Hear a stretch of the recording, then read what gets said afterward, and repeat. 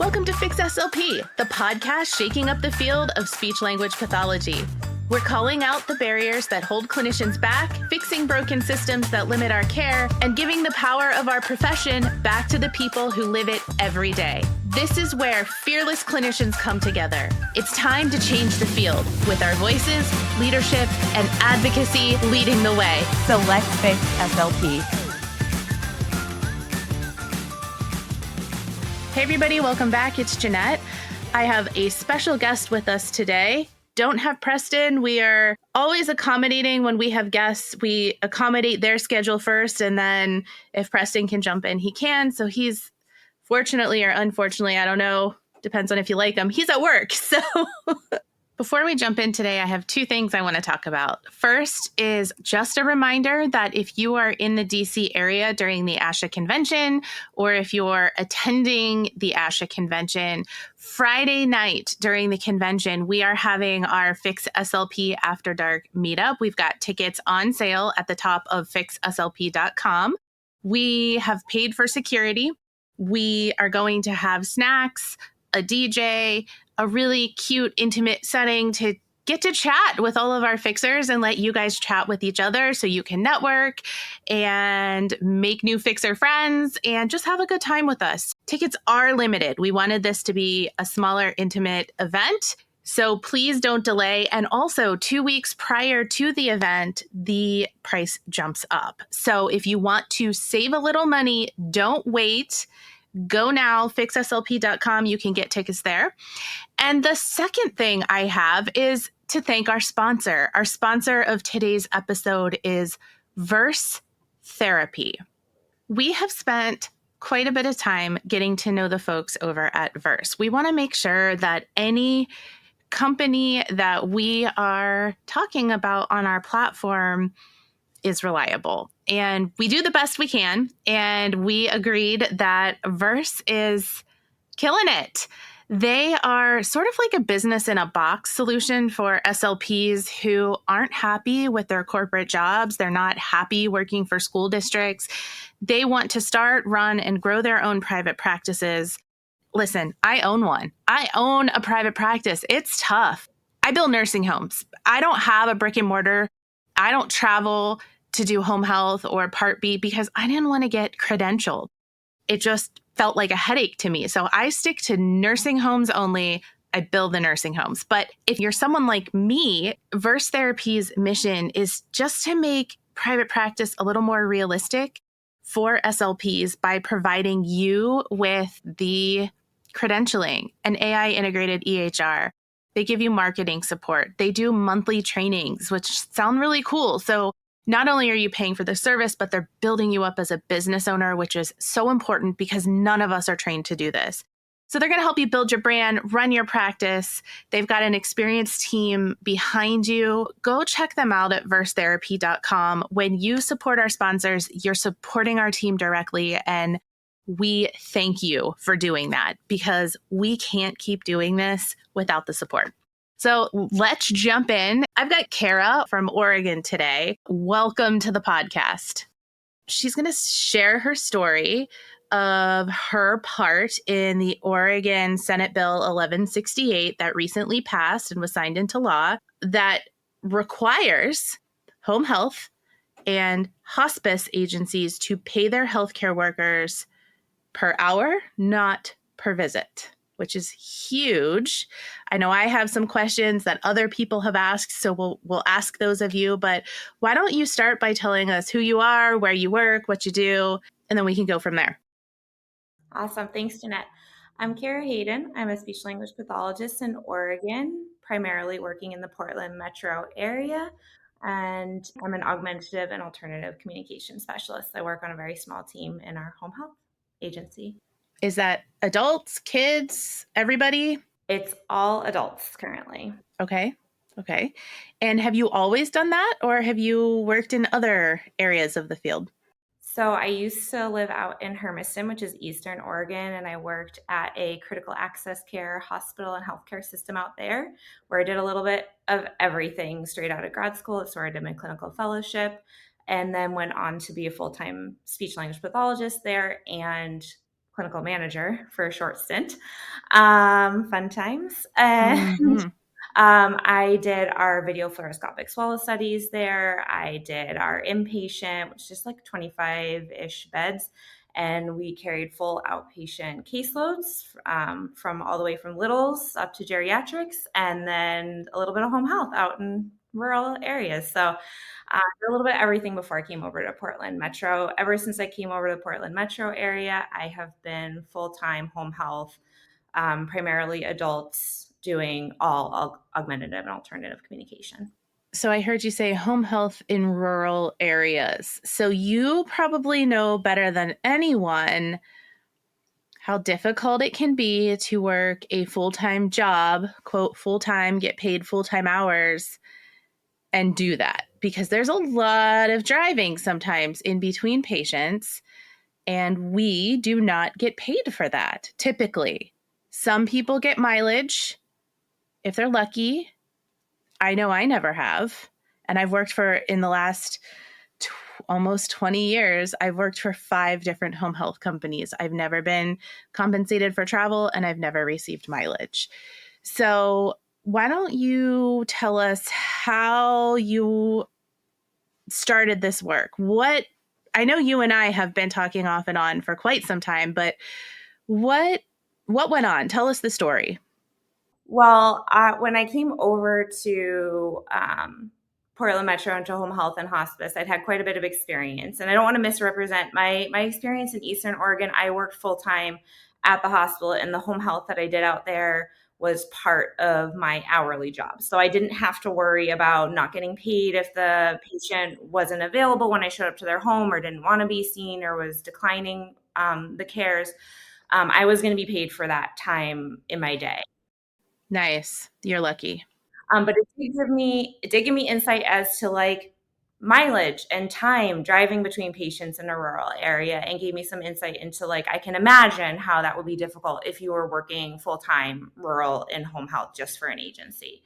And so when it came over to just working in home health, I had this experience, and I'd been a little bit of a manager too. So I've got that experience as well. In that perspective, and I did not like it. And I'm very actively choosing to be a clinician, hopefully forever. And during the pandemic, maybe around 2021, my employer decided to come down really hard on productivity expectations. For some reason, we decide that we've just put these healthcare workers through this very traumatic pandemic. Right. Makes sense. Still in it.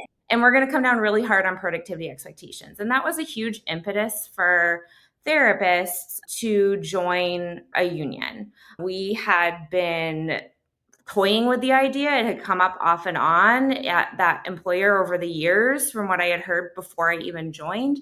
But when that came down hard, it was like, okay, we need something to protect ourselves. We need another tool to advocate. And I always found unions to be kind of a hindrance, actually. Like in my previous line of work, prevented me and my boss from getting things done in a timely manner on photo shoots. I found it kind of obnoxious. But in healthcare, in my current job, I was like, I could see this being a really useful tool. And a union is what you put into it. So if you want the union to work for you, you need to be active and involved, especially in a small discipline like speech language pathology compared to like our nursing colleagues or our PT colleagues. There's always going to be greater numbers of them. So if you want to make your issues heard and make the union work for you and your discipline, you've got to be involved. You've got to speak up. Yeah. Since the beginning of Fix SLP, there have been people throughout the 2 years that we have existed coming to the platform and asking why we're not forming a union, or just inquiring about that. And it's not that we are for or against unions. It's just not the work we're doing. Unions tend to be hyper-localized. I think you're a very good example of that. You have a very hyper-local union that is strong and working for you, but it wouldn't also necessarily work for me over in Ohio. You're in Oregon. So, that's one thing that our job, not our job, but our mission is to make it so people have choice and can walk away from ASHA if they want to. And there's a lot of other things we want to do to strengthen the profession. We can only do one thing at a time. But a union just isn't it. That doesn't mean we don't support it. And so we continuously say we support all efforts. If someone wants to start that and get it going, not that we're going to collaborate, but we certainly have a platform to get information out. I think folks need to realize that the National Labor Relations Board also determines who has common areas of interest and how unions are allowed to form. So we could, as a profession, be like, we want to have an SLP union, but we work in so many diverse settings. There are federal rules and regulations around how different unions can form and who has common areas of interest and are even allowed to be in a union together.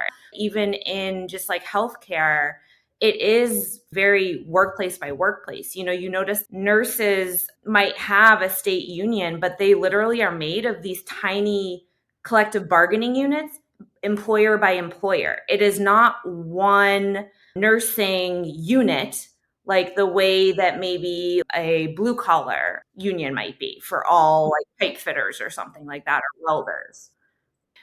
So in your union, is it all just SLPs or is it OT, PT, ST? Are there other disciplines?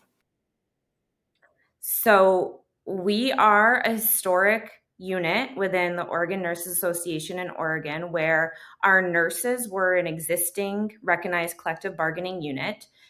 We had to vote to join them. And then this past year, our aides and assistants, who are considered by the National Labor Relations Board to be non-professionals, we don't choose these terms, we respect all our colleagues, but yeah, they are considered non-professionals, and they voted to join us, and we had to vote to accept them into our unit. Okay. So when you say we, again, is it just ST or is there also PT and OT involved? Sorry, our unit is nurses, physical therapists, speech language pathologists, occupational therapists, social workers, bereavement counselors, and now we voted in our physical therapy assistants, our certified occupational therapy assistants, our LPNs, our CNAs, and our one licensed massage therapist in hospice. That's 11 disciplines. And I think I've heard Preston say before, you're almost better off to join an existing union like a nurses union than try to form your own. So that's exactly what you guys did. And again, that's not what this particular podcast is about, but you're the first person that I've had on who really like has in-depth knowledge about this. So I wasn't going to let you go away until we got some of that. Okay. So you guys joined the union 2021-ish, right? So it took us a while. We organized in 2022 and we won our authorization vote in early 2023. We negotiated through 2023. I think it was October 6th, 2023, when we got ratified our first contract, meaning the speech language pathologists, physical therapy, occupational therapy, social workers, that was those disciplines first contract. We were joining the existing nursing contract. And I tell you, that is a sweet spot to be in because the nurses, bless them, had done so much work and had an existing contract that we were being added into. Nice. There was a lot of work to still be done that was discipline specific to our different needs, but we were able to join that. And that eliminated a lot of negotiation time. So that's a sweet spot to be in. So you know what question I'm about to ask if it was discipline specific. Did you talk about requiring the CCC or not of the SLPs?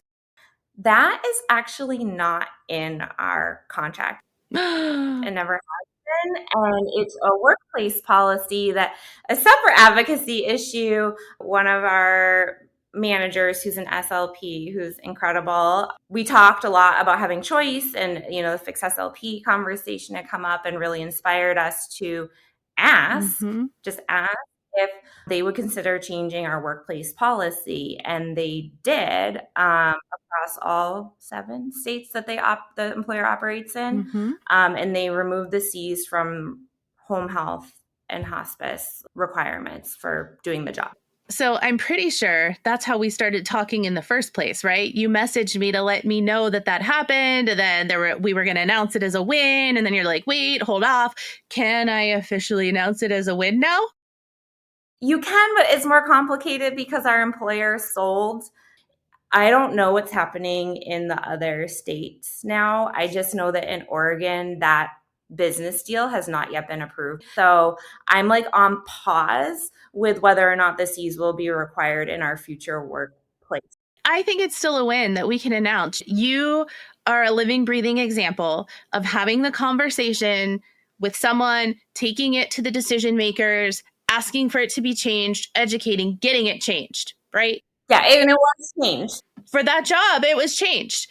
Now, the business sold and you might have to do it again, but you still did the work.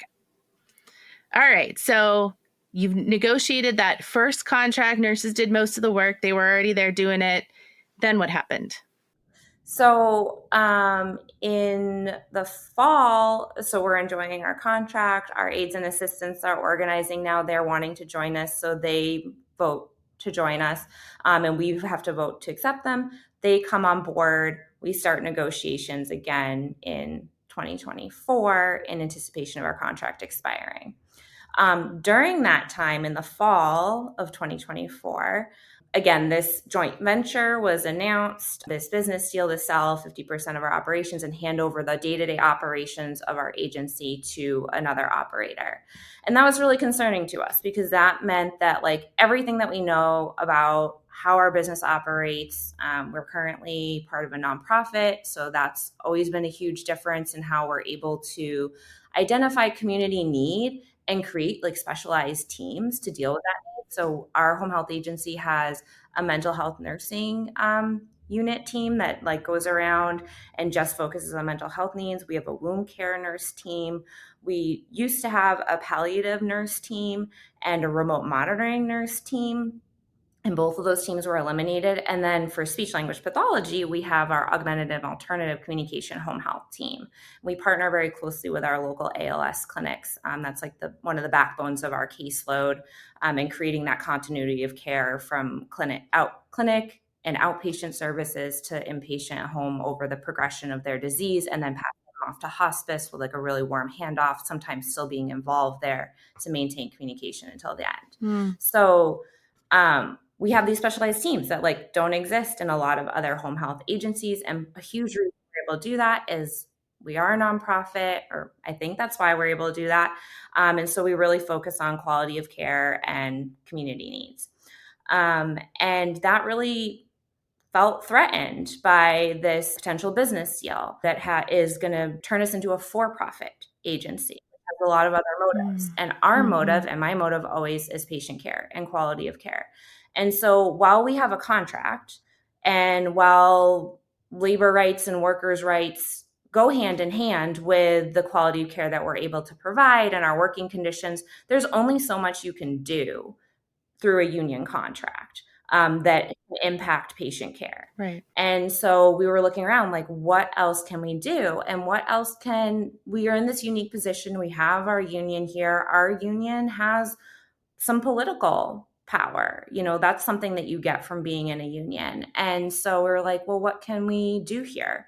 And our occupational therapist, one of them said like, hey, we're not paid per visit currently. And it looks like in Oregon, the statute says that since 2011, nurses in home health and hospice are protected from pay per visit rules because of perverse incentives that it provides and things like that can impact care.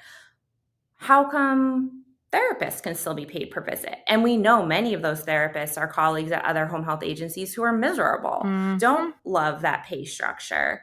And we were like, well, maybe we could just expand the protections of the existing law. Again, piggybacking off of like what already exists and how can we expand that and make it better and tighter. And we always talk about our contracts being like a ratchet. Like you don't get everything you want every time, but you ratchet it up, you tighten it up, you work at it a little bit, you identify the weak points, and you try to make it better the next time and the next time and the next time. It's never going to be perfect, but you always try and you make it just a little bit better incrementally. So we were like, well, maybe this law is like the same thing. So we pitched it to our government relations team at our union. They initially were like, I don't know. It's always the response. We get the same thing at Fix SLP. We talk to all these like, it's just, again, it's the education. You have to, nobody understands the therapy world. Nobody understands. Yeah, and a lot of it is, we do admittedly, we're part of a nursing union primarily.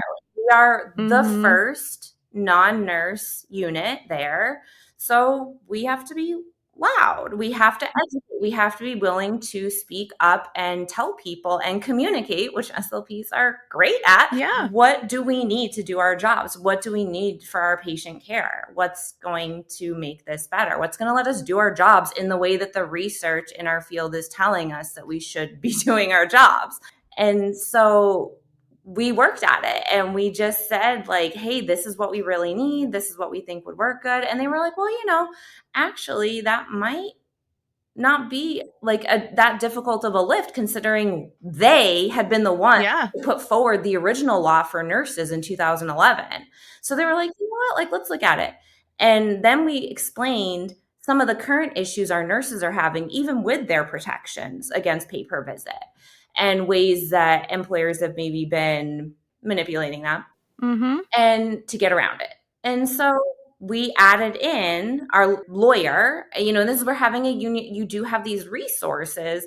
There's a lawyer there and we brought these issues to them. We presented them and then they think about them from their perspectives and their disciplines. And he said, well, maybe this kind of language could help address that concern. And maybe this language could help address that concern. So it became not only just an expansion of pay per visit cannot be for therapists and any home health or hospice worker. Also, your pay cannot be tied to the number of visits you make in a day or the number of people you see in a day. And so just really being more explicit about what that means.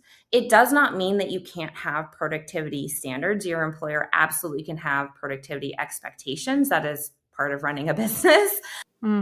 But they cannot tie your compensation to that. So they cannot say you must make 5 visits today or like you're not getting paid or your pay is going to be impacted by, 10% less or something like that. And as a clinician, you ethically should be doing your job. Like you shouldn't just be seeing one patient a day. You need to see a reasonable number of people in a day. But also if you have issues that come up or the drive time between your patients for that day is unavoidably ridiculously long, but you're going to make sure that all the patients are being seen, that maybe those visits are particularly important for triage reasons or something like that, you're not being penalized as a clinician and worried about your paycheck because you've chosen to provide this care or you've been assigned to provide that care. Some agencies don't give you a choice. They just say you must see these people this day.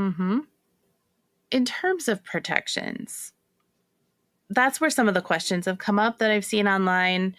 Maybe having this union-backed organization might help with some of this. Maybe it won't. And hopefully you can clarify all of this. But the number one question I've been seeing or comment that I've been seeing since we posted about this bill was, well, they'll just pay less to make up the difference. And so is that something that you're anticipating or is there some language in there to try to prevent that? Unfortunately, with legislation, you can't be like, you must pay therapists amount. So it's true. Yeah. I won't sugarcoat it. We can't control, agencies might decide that they're going to pay less. I do have a colleague who she was negotiating a contract to do some PRN work. And they were like, we can pay you something ridiculous, like $200 something a visit or something.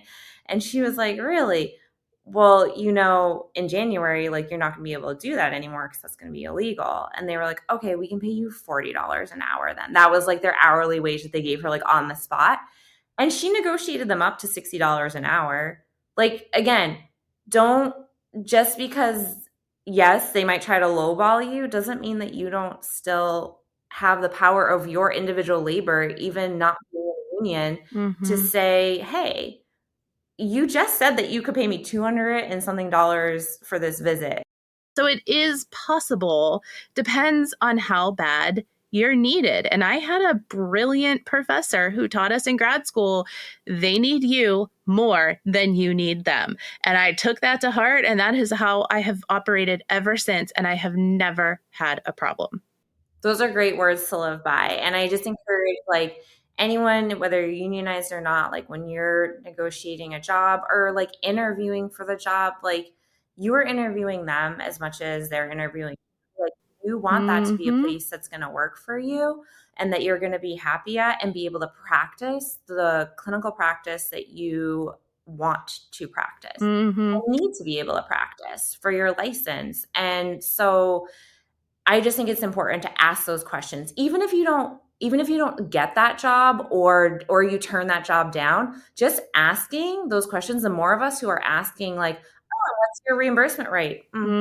That's not really what I want. The more of us doing that, the more employers are going to take note and later be like, gosh, we're missing out on a lot of candidates, or the candidates that we're able to get aren't maybe the quality that we wanted.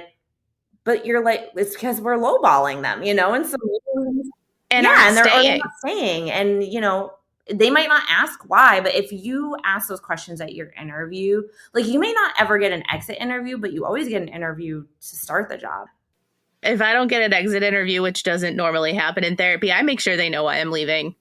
When you have had a job posted for however many months and I'm the only one who applied and now I'm out, good luck finding someone else. You should have listened to me while I was asking for those changes while I was here. Absolutely. And you want to leave it better than you found it. You want to leave that job position better for the next SLP who comes along than what it was for you. Yeah.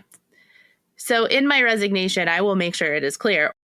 I think one of the biggest things I learned from being at the negotiating table, like I said, you make your union what it is. So I am at the negotiating table for the SLPs, for our tiny AAC team too, because we are a small team within our SLP discipline.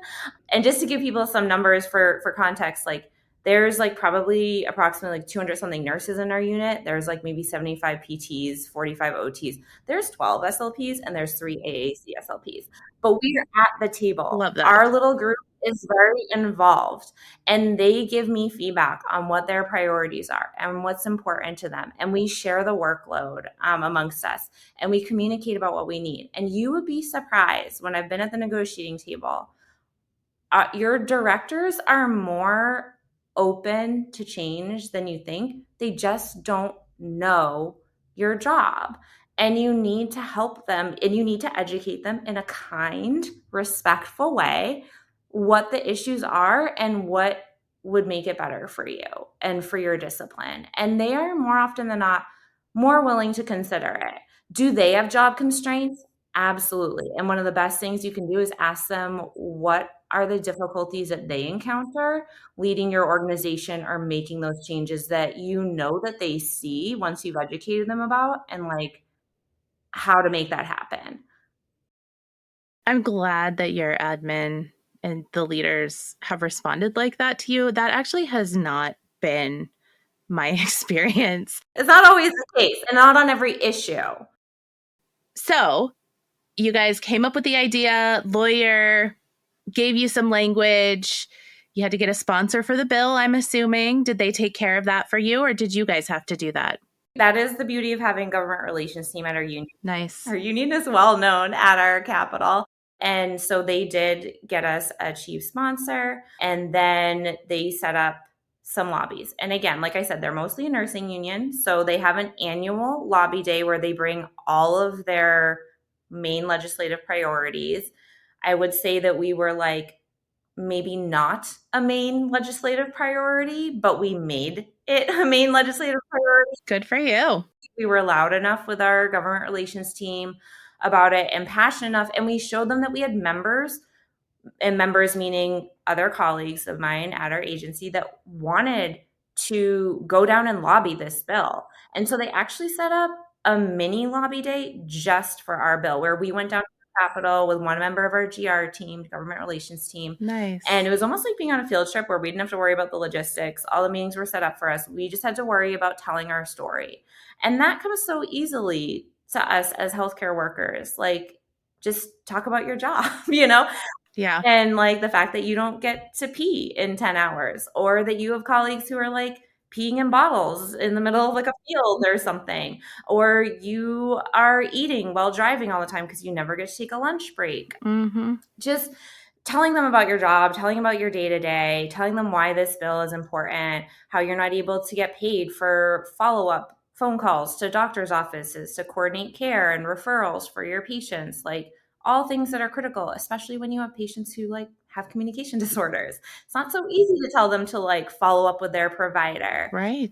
If they have AAC, it's not so easy for them to log into my chart with like two-step verification and all that to read a message or send a message to their provider. So doing those things is critical to getting them the care they need and making sure that they're followed up on and that there's good communication with the patient and all their other providers. So we just went down there and explained all that to them. And we had some legislators who just, nope, did not want to talk to us. You could tell they were not interested. That's okay. We've tried to tailor our message too to like which representatives we were talking to. So if they were in a rural area, we stressed, the equity and access issues of pay per visit and the impact on rural areas and rural communities. And yeah, it was really good. We did the mini lobby day, and then we did it at a bigger lobby day where we had more nursing colleagues, which was a great opportunity to educate our nursing colleagues about why this mattered so much for their interdisciplinary colleagues, like PTs and therapists and stuff. And they were really receptive and supportive of us too. So they lobbied on behalf of it with all their meetings. And then we prepared testimony. So several SLPs, PTs, nurses, OTs, we all wrote testimony. Unfortunately, we were a little disappointed we did not get to present it. Yeah. Did anybody get to? The committee ran late that day. Okay. And so we ended up, but our government relations team had prepared us for that possibility. And so we all just quickly submitted what we were going to say in writing instead. So it's still not on the record. Mm-hmm. It's just, I have testified for other bills. It's kind of nice to be able to say it. Yeah.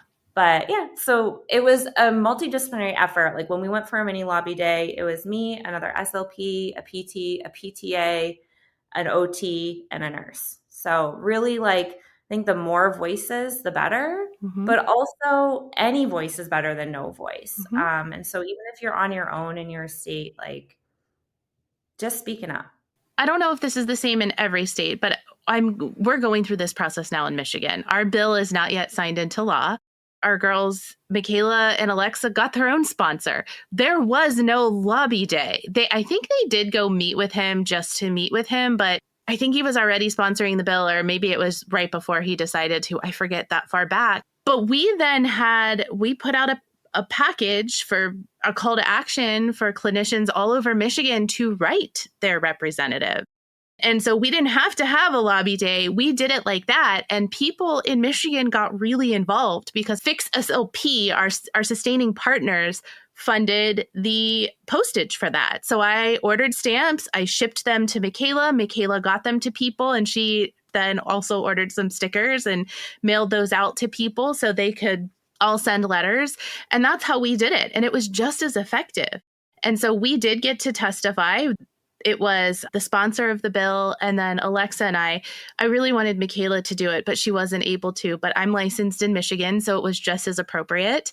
So Alexa and I both got to testify in the Health Policy Committee, which was really cool. And then when we were scheduled first, so we knew we were going to get to go. It's quite the experience. So I'm assuming you had to do that as well. Did you start in the House or the Senate? SB 1168. So you always know where it starts based on the name of a bill. So I started in the Senate. Then it had to get out of the Health Committee first, then go to the full Senate, then to the House. Then it was identified as having a budget, which means then it has to go to the Ways and Means Committee. That's where a lot of bills go to die, especially in this legislative session, because of all of the federal cuts to healthcare and things like that. You did it, though. I don't know how we managed it, but it got out of Ways and Means with an approved price tag of a little over $159,000, which was designated to BOLI, which is the Bureau of Labor and Industries, which will be the enforcement and rulemaking arm of this bill when it goes into effect. And then it has to go to another vote after that. And then it was considered passed. It's a long process. The governor can still veto it. Yeah, and potentially not even sign it, right? Yeah, it's a lot. It's such a long process, but so worth it. And you guys totally did it. So worth it. What would you say to people who are thinking about doing this in their own states? I would say don't be intimidated by the process. No, have realistic expectations, like Jeanette and I just said. There is a lot of steps. There's a lot of places for things to fall through, but just start. Just start. It doesn't matter if you're part of a union. It doesn't matter if you're not. Like Jeanette just gave an example of doing it without a union. We did it with a union. Also, don't forget about your state associations. Through this process, I learned that OSHA, our Oregon Speech Hearing Association, has a lobbyist too. So even if you're with a union, like the more the merrier, the more voices. So like bringing in their lobbyists and bringing them on board and like asking them, hey, are you willing to support this or put out an e-blast or something about this thing that we want to do? Like they could get behind you too and be an organization that wants to support that legislation at the state level. So like, don't be shy. I would say the biggest thing is like, speak up. Don't like unsilo yourself. Like talk to your other colleagues. Like there are Facebook groups that are about home health, PT, OT, and speech. There's a huge one. And like there's lots of complaints about PPV on there.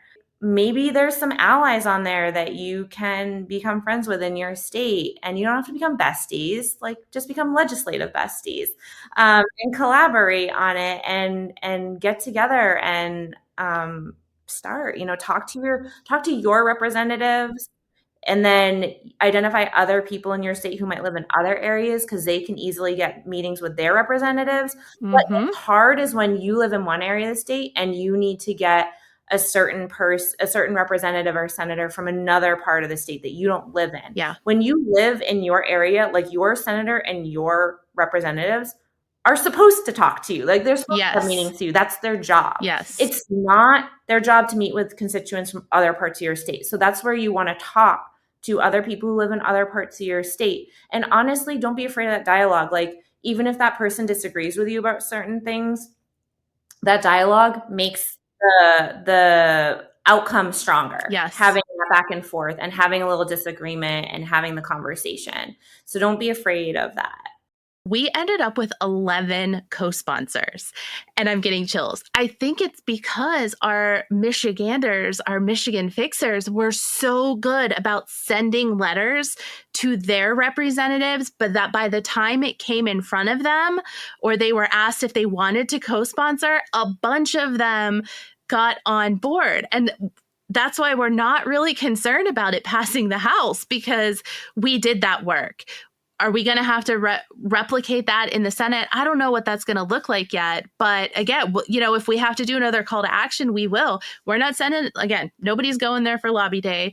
We'll do it through the mail or phone calls or whatever. But the other thing that I hear a lot when I comment, not just about this, but in general, when people are like, why is Fix SLP going to take this on? Or we can't wait to see what you do in our state. Or, I wish that this would happen in my state. My response is, we need people to do it. And then their response is, well, I'm too busy. Yeah, I mean, we are all busy. We are all busy, but we cannot make significant changes without putting in the work. So number one, exactly what you said, those representatives are not going to meet with constituents from other places, especially outside of the state. Fix SLP cannot go into your state and do this. You have to do it in your state. We can collaborate with you. We know Kara now. We're going through a process in Michigan. We've got a model for this now, right? We've got a model. Kara can write it down. We can call Kara. We've got this relationship to collaborate, but we can't do it. We can do it with you, but not for you.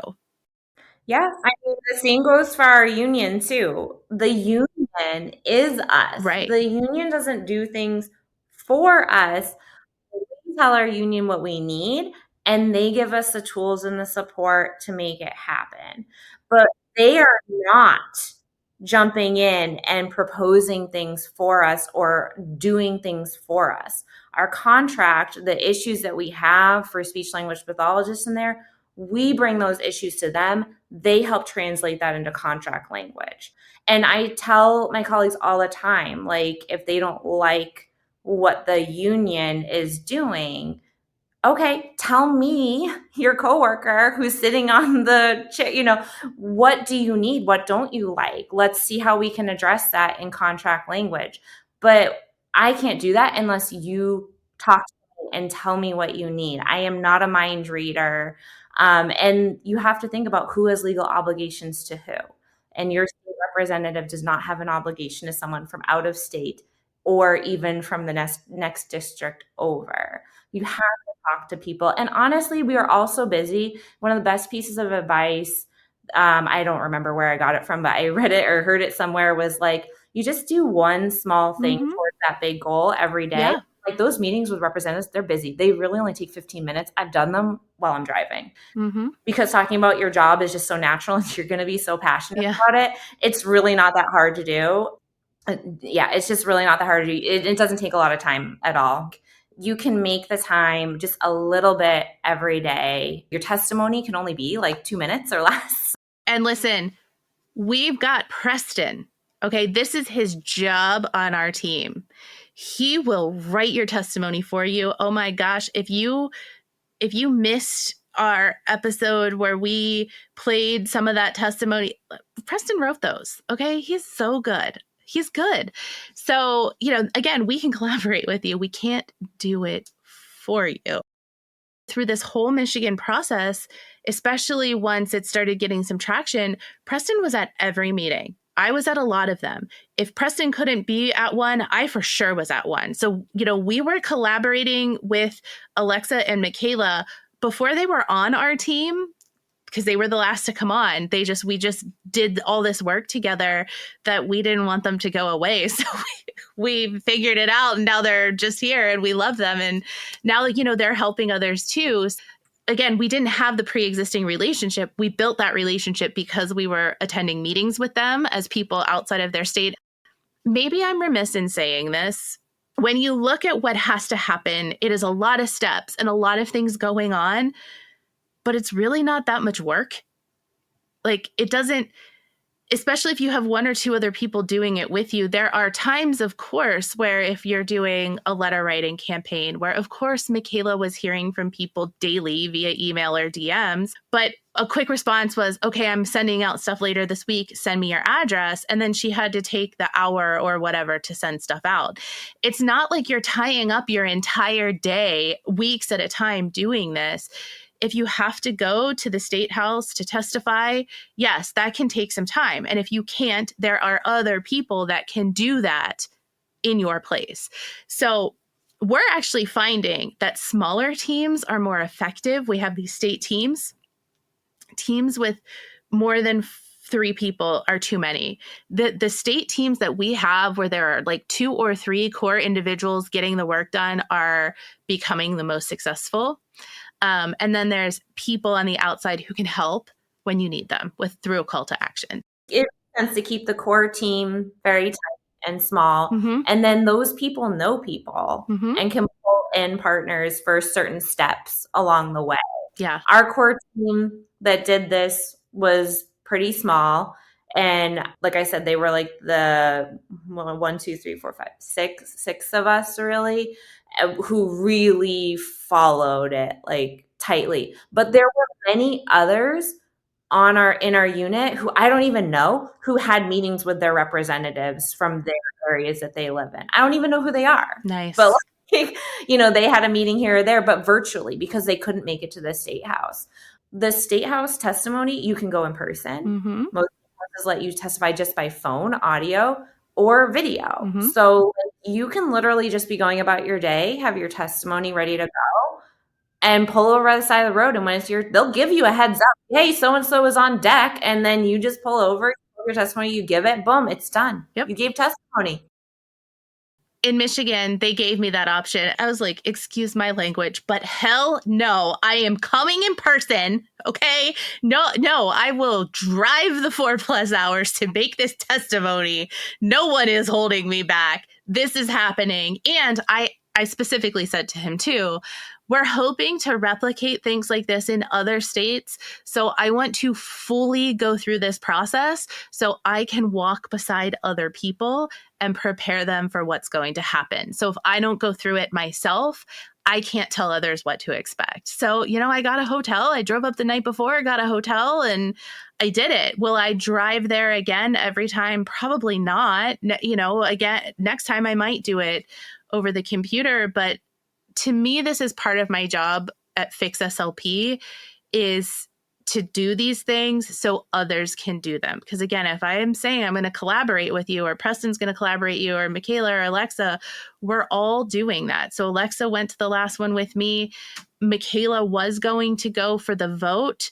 It's been canceled multiple times, this last one. And then all of a sudden we got a message. It was voted out of the House and on to the next step. We didn't even know what was happening. So we weren't there, but we wanted someone to be there so we could see the process. We're trying to always have someone there so we can see how it goes. So we should probably wrap up. Thank you for doing this. If anybody is interested in doing this kind of work in their state, doing this pay per visit type thing, or eliminating the Medicaid requirement, which is what we're doing in Michigan, please do not hesitate to reach out to us. The best place to do that is states, STATES, at fixslp.com. That is a different email than the one that has 200 unanswered emails that I will respond to. We actually have someone very specifically monitoring that email for us. Her marching orders were never have more than 5 unread messages in the box, and she is doing great with that.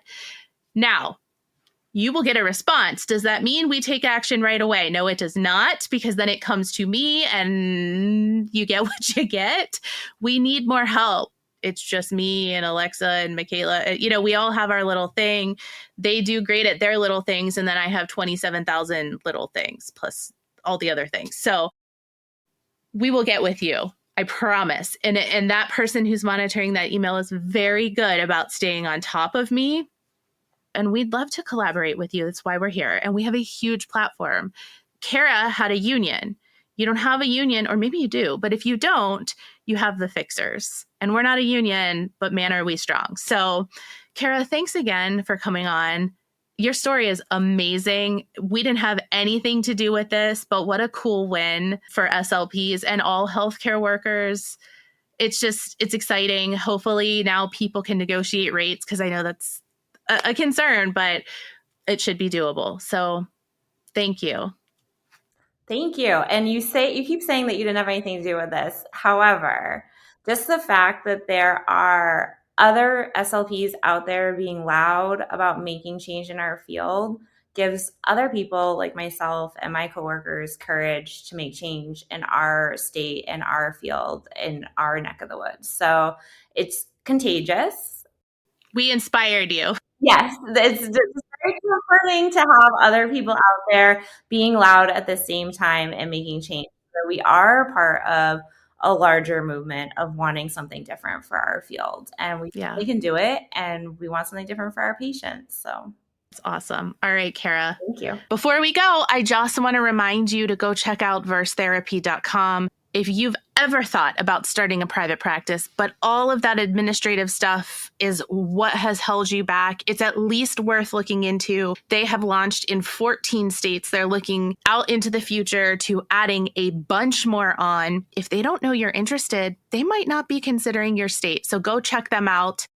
Thanks for listening this week, guys. Don't forget, go get the tickets to the meetup. Thanks for fixing it. Thanks for listening to the Fix SLP podcast, the podcast shaking up the field of speech-language pathology. Don't forget to check out our social media or fixslp.com for our latest promo codes for continuing education, therapy materials, merch, and more. Supporting our sponsors also supports our Fix SLP team. Don't just listen, be a part of the change. Share this episode and our social media content, and let's keep fixing the field one fight at a time.